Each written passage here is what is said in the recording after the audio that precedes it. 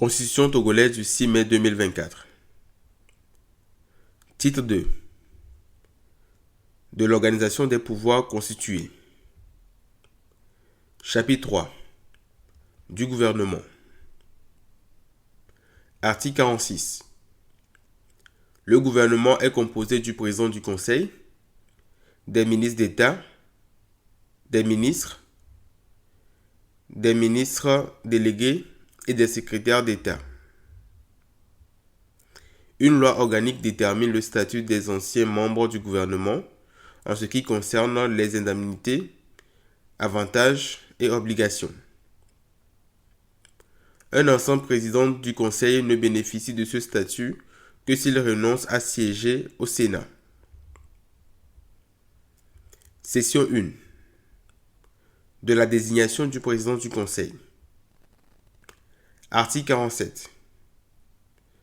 Le chef du parti majoritaire ou le chef du premier parti de la coalition jouissant d'une majorité à l'Assemblée nationale à l'issue des élections législatives et après la proclamation des résultats définitifs par la Cour constitutionnelle devient président du Conseil. Le parti majoritaire ou la coalition de partis majoritaires transmet par écrit au bureau de l'Assemblée nationale le nom du président du Conseil ainsi désigné.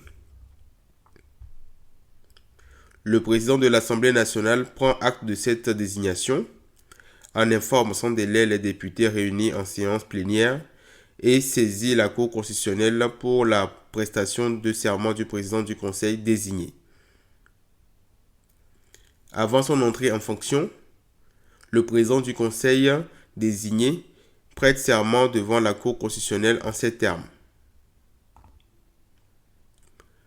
Devant Dieu et devant le peuple togolais, seul détenteur de la souveraineté nationale, nous, point de suspension, président du Conseil désigné, conformément aux lois de la République, jurons solennellement de respecter et de défendre la Constitution que la République togolaise s'est librement donnée,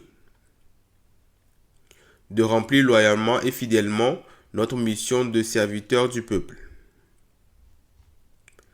de nous engager à consacrer toutes nos forces à la défense de la patrie, de son intégrité territoriale et à la préservation de nos valeurs fondamentales de solidarité, de respect, des droits humains, de paix et de l'unité nationale.